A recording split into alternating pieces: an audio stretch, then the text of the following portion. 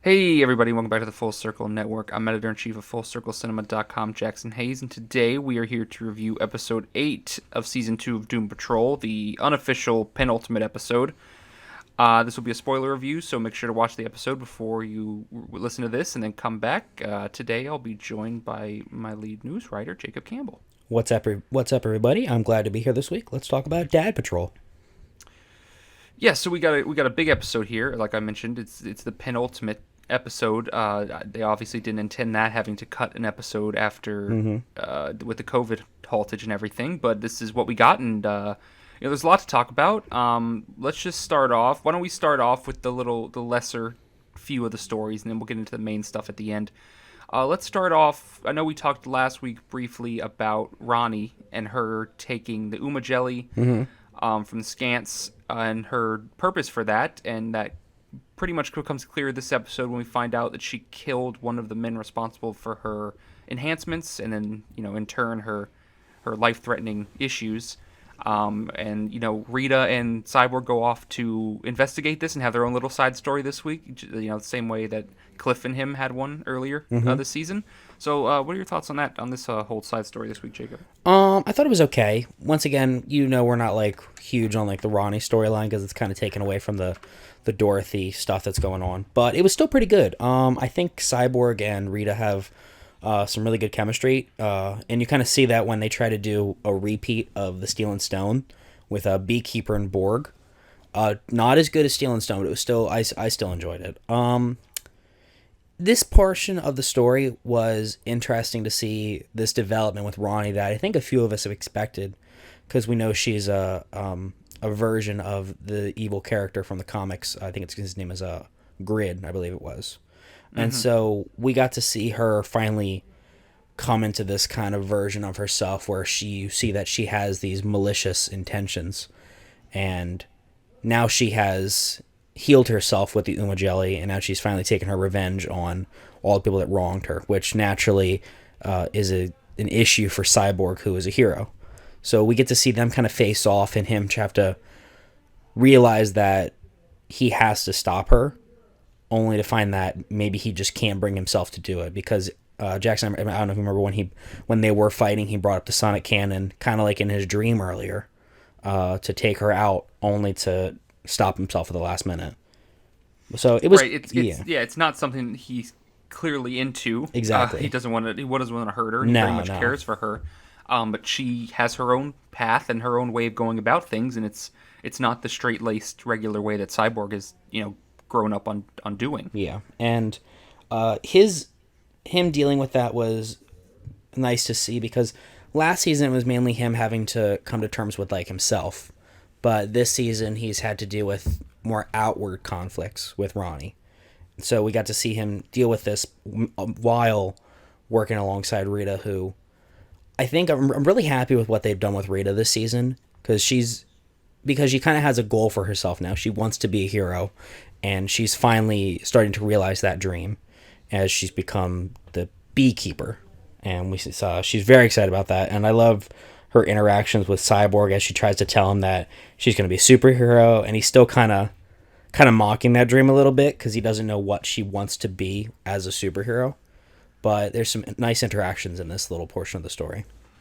Yeah, Rita's kind of at the point that I hope Larry gets to eventually, which is, I think that he's kind of on that trajectory with what we saw in Space Patrol, at least. But like Rita's gotten to the point where it's like she is very much figured out what she wanted, and it took her getting through that mental block about her mother to figure out what she really wanted to do, and that she wants to be a hero and she wants to make a difference, and she doesn't want to just sit in the house like she has for 70 years. Yeah.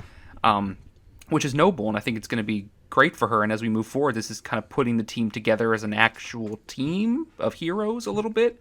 Dysfunctional ones, of course. But, getting them a path and a thing to do, which is nice. And it wasn't Steel and Stone. It wasn't definitely not Steel and Stone. As good. It wasn't as funny. But I like where both characters are, and seeing where this Ronnie thing goes, and maybe it'll connect a little more to the main story moving forward, and if it goes into next season possibly. Obviously with the shutdown, we don't know where we stand at this point. But Yeah. yeah, I'm excited to see where it goes. This episode got me a little more excited, just because of the turn we knew that was coming, given the character's comic book history. So it's nice, and we can jump to a not so nice portion of the episode from there, which involves Larry, and that would be Jane and Larry's little side adventure this week. Yes. Which sees inside the underground, Jane wants to get back Kay's stuffed animal that she's asking for, something that Miranda doesn't want to do, and it's kind of unclear why Miranda doesn't want to go back. I mean, they kind of give some hints as to, that's where everything went bad, and that was where all the stuff bad stuff happened, but Jane doesn't care, because Jane wants to prove herself as primary, so she takes Larry because nobody else is around. She asks where everyone else is, and everyone says no. She even asked Cliff, which obviously we'll get to what he was doing this week, but he has to turn her down, and so she goes with Larry, which is kind of an odd coupling, I guess. They don't usually get to hang out a lot. They did a little bit last week, but it was just kind of the funny, it was funny haha bits, and That it was wasn't just flit, exactly, it wasn't heartfelt. And they have some heartfelt conversations in this as they walk down the street in Arkansas. So what were your thoughts on that? I really liked the pairing of Larry and Jane. I don't think they've had a lot of really like in-depth moments that you would say that Jane and Cliff have had. So to get to see them interact a little bit more, I was really thankful for this episode. And I really liked with what they've done with, let's say the same with Rita. I really like with what they've done with Jane this season, where first season she was mainly just focused on saving the chief. Now she's kind of focused on fixing herself in a way. And now she also has to deal with all these issues in the underground, and now Miranda's here. And the conflict with Miranda this episode, I thought, was really great, because we've kind of known she had ulterior motives as coming back for a primary. And so seeing Jane realize this at the very end when she's tossed into the well herself was kind of like that. I saw it coming, but the way they did it was really well done. Because for a moment it seems like maybe Jane was wrong. Maybe Miranda does just want to help Kay. But in the end, she does take this villainous turn. And going back a little bit with Larry this episode, we kind of take a step back from his issues as he kind of... I feel like Larry never really gets the chance to work through his problems as much, because he buries it all deep down, and then he'll come to help when someone else needs it every now and then. Would you agree with that?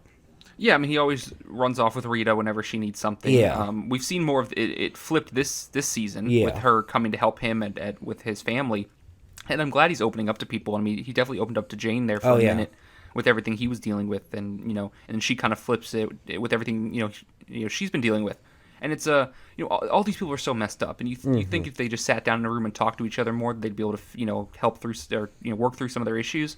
But they're all very stubborn, and they get angry, and they don't want to talk to each other. Yeah. Which a lot of people are that way, and they just happen to be a group of people that are all mostly that way. But it was nice to see her open up and him open up in turn.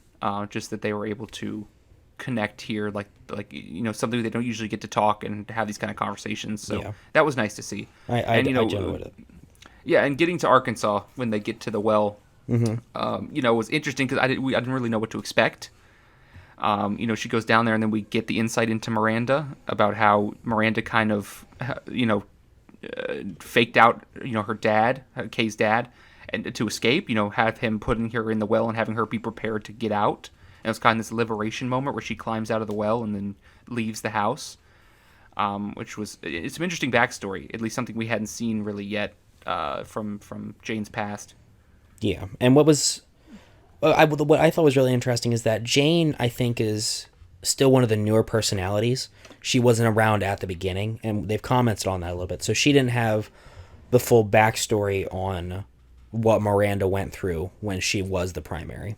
Because when we see her go down at the well, first off, she didn't know about Kay's stuffed animal, unlike all the other personalities in the underground still.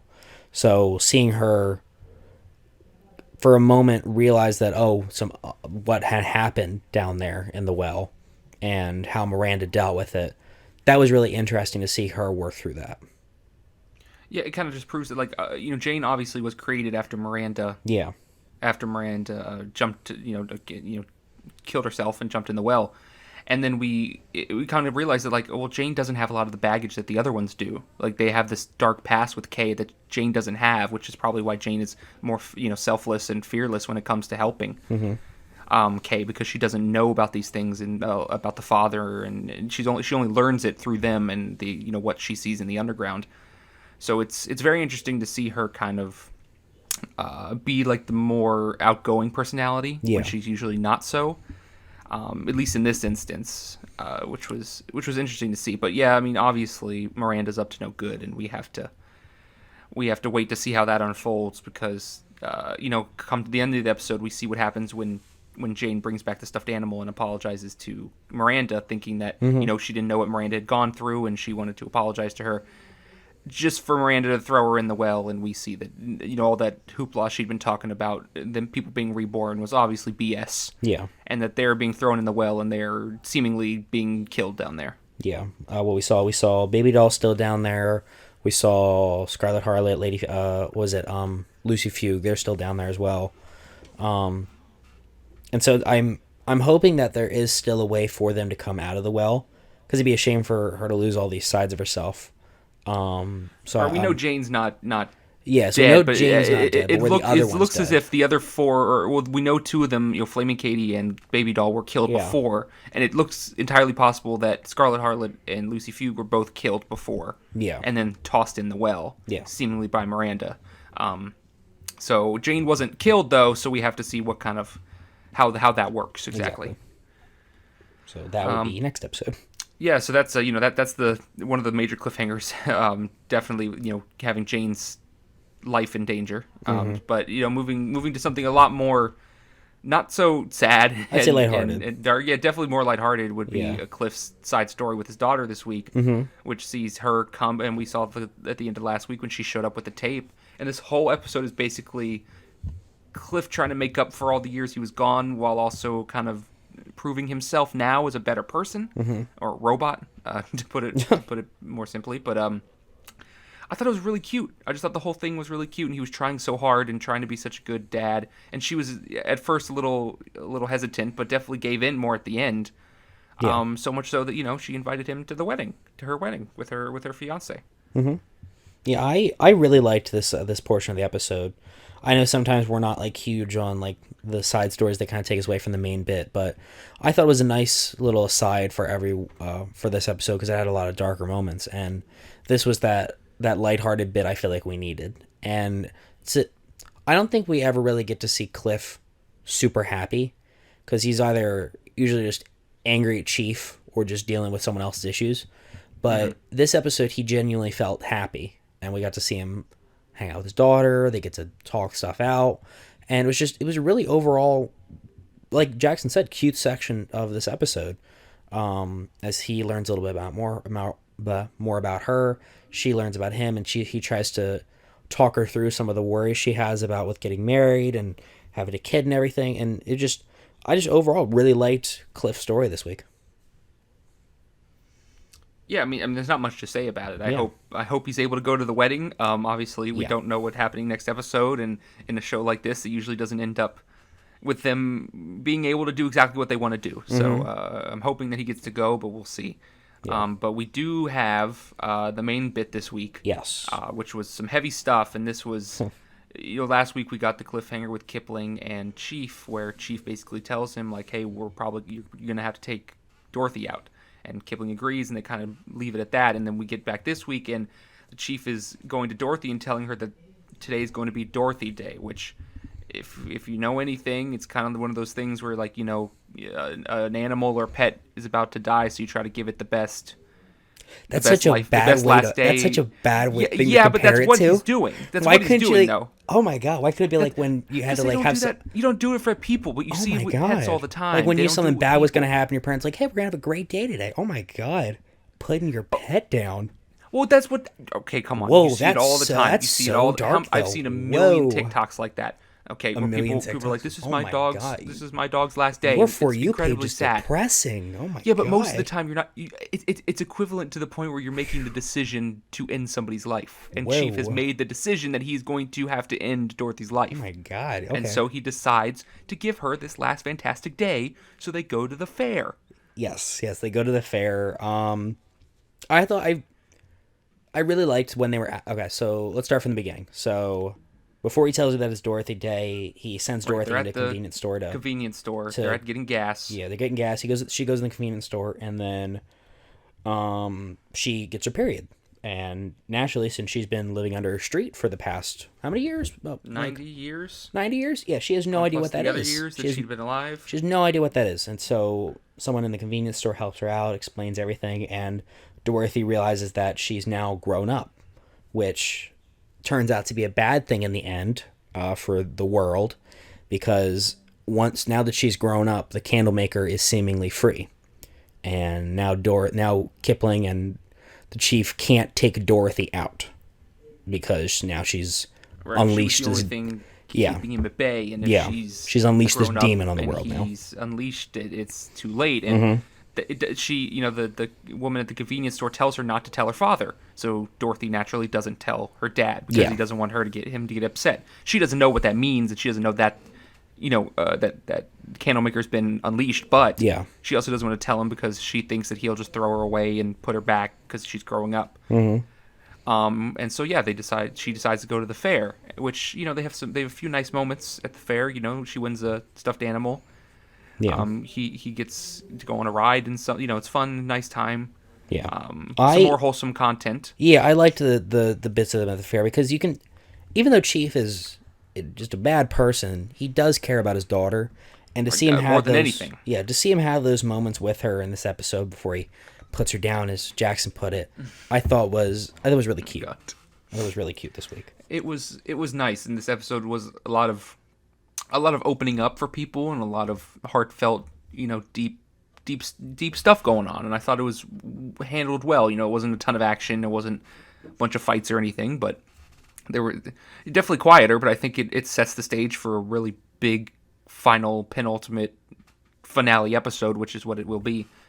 But hopefully we get a decent conclusion to this, and not something. I don't want a Titans situation, which hopefully we're not in danger of with this show. But yeah. So yeah, good episode all around. I'm setting the stage for something big. Hoping we get a proper conclusion and not anything Titans-esque from this first season of Titans. We're never in danger of that with this show, so I don't think we have to worry about that.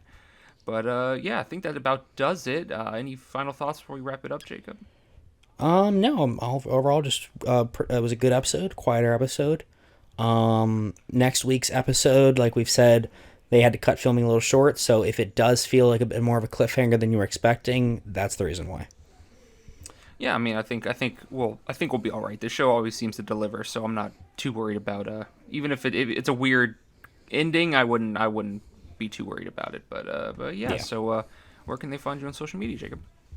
You can find me on Twitter at JacobCamp13. All right, you can find me at JacksonHayes67. You can follow the page at Full Circle Cine, Cine. Make sure to check out our work at FullCircleCinema.com. Make sure to like in this video, subscribe to the channel, and leave a comment about your thoughts on Dad Patrol and what you're looking forward to in the finale. And we'll catch you guys next week for our last episode. Peace.